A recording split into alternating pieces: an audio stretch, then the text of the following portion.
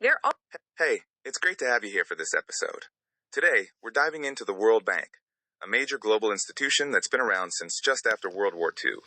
Yeah, it's fascinating how it all started back in 1944 at the Bretton Woods Conference in New Hampshire. The bank officially kicked off operations in 1946, mainly to help rebuild Europe after the war.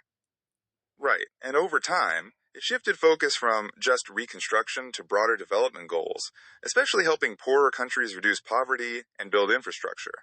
Exactly, and to make it a bit more relatable, take Nepal for example. They joined the World Bank in 1961 and have since received support in areas like hydropower, education reforms, health programs, roads, agriculture, and poverty reduction.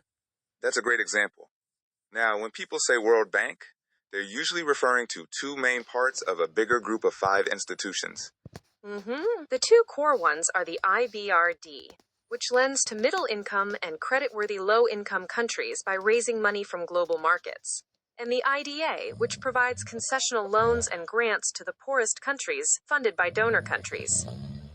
Then there are the supporting arms, like the IFC, which focuses on private sector development by investing in businesses, MIGA, which offers political risk insurance to encourage foreign investment, and ICSID, which handles legal disputes between governments and investors.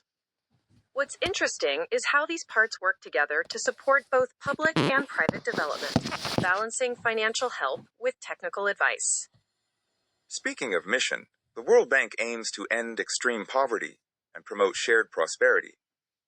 It does this by offering low-interest loans, grants, risk guarantees, and technical assistance to governments. Plus, it supports big infrastructure projects. Think roads, power, water, and encourages private sector growth through IFC and MIGA. And it shares knowledge and data to help countries plan better. On the ground, that means funding schools, hospitals, roads, agriculture, and environmental projects. It also advises governments on policy reforms to improve governance and public finance. And don't forget poverty monitoring. The bank publishes data and reports to track poverty and inequality worldwide, which is crucial for informed decision-making. They also help countries manage debt risks through guarantees and innovative financial tools, and mobilize private investments by reducing risks. Plus, they respond quickly during crises like natural disasters or pandemics, and invest heavily in climate finance to help countries adapt and mitigate climate change. Recently, the bank has stepped up its game, partnering more closely with the IMF on climate action, expanding its private sector investment lab with corporate leaders, and pushing for radical debt transparency to avoid hidden borrowing. Yeah, and they approved a 10-year, $20 billion lending plan for Pakistan, focusing on climate resilience, education, and energy reform. They're also planning to triple risk insurance and guarantees to $20 billion annually by 2030.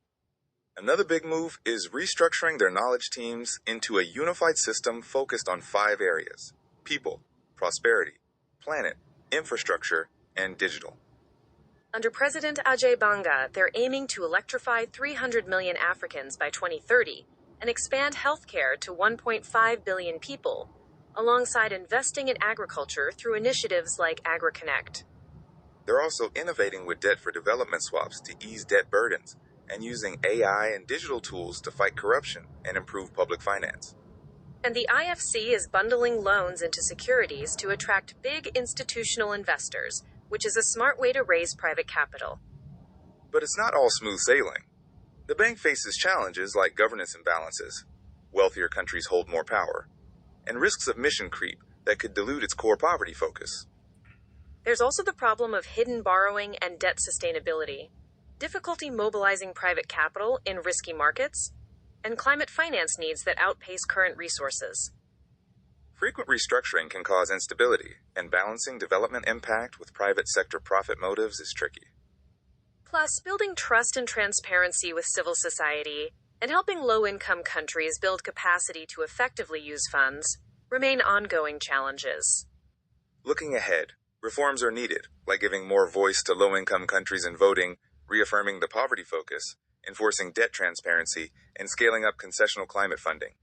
Strengthening risk-sharing tools to encourage private investment, stabilizing institutional reforms, providing concessional guarantees, and developing strong impact metrics are also key. and increasing stakeholder engagement, public disclosure, and investing in capacity building will help improve project outcomes. So, in a nutshell, the World Bank is evolving, still focused on fighting poverty, but adapting to new challenges like climate change and debt transparency, while balancing public and private roles. Yeah, it really is a global partner providing money, advice, and knowledge to help countries grow and reduce poverty. That's a solid takeaway. Thanks for exploring this with me today. Likewise. Until next time.